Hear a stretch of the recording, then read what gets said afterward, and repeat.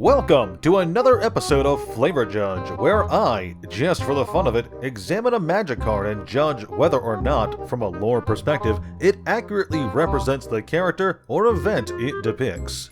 When the brothers Urza and Mishra clashed over ownership of their Power Stones, their mentor, Tokasia, stepped between them, trying to halt the conflict. This resulted in her death and the brothers going their separate ways. Mishra would slip away in the dead of night and ended up roaming the vast desert, eventually finding himself captured by a Falangi tribe, and he ended up as their slave. During his time as a slave, Mishra eventually became tutor to the son of the tribe's Kadir, their leader. But this life came to an end when, one night, a monster of metal and steam attacked the Falangi, bursting from the ground in a rampage, with the Kadir dying during this attack. This creature was a dragon engine, an ancient war machine long buried beneath the sands. The desert tribes called this beast a Fawa, a dragon of their legends. Mishra, thanks to his weak stone, was able to directly control this great machine. In the aftermath, Mishra's student became the new Kadir, and Mishra was appointed as his Raki, his court wizard, so to speak.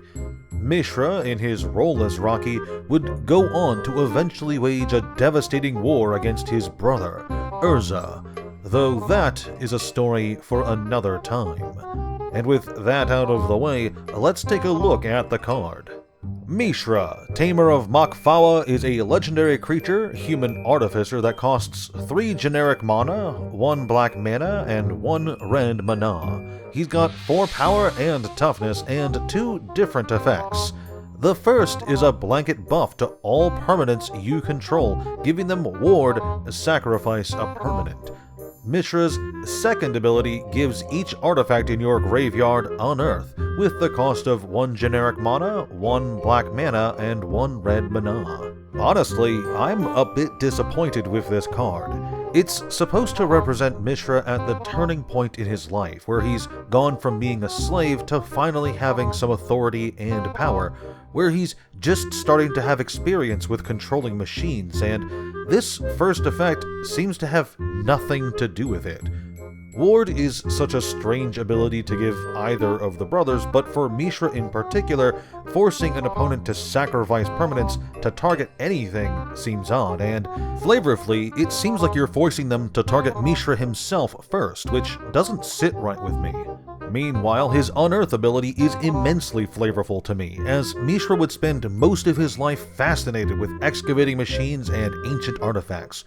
All Mishra cards, in my opinion, should possess an effect that lets you get back artifacts from the grave. While I do like this Unearth ability, I have to overall give this card a flavor fail. It seems to me like the purpose of giving each of the brothers a vertical cycle would be to show snapshots of their lives, and this card's name seems to say that this is Mishra right as he's gaining the power he had right before the war itself breaks out.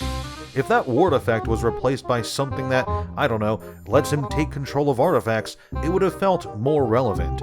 As is, the effect feels out of place, and the rest of the card doesn't do enough to make up for it. Thank you so much for watching. If you enjoyed, why not do those YouTube things to appease the algorithm, or consider supporting me directly, links below. If you've got suggestions for future flavor judges, let me know in the comments section, and thanks again. Have a great day.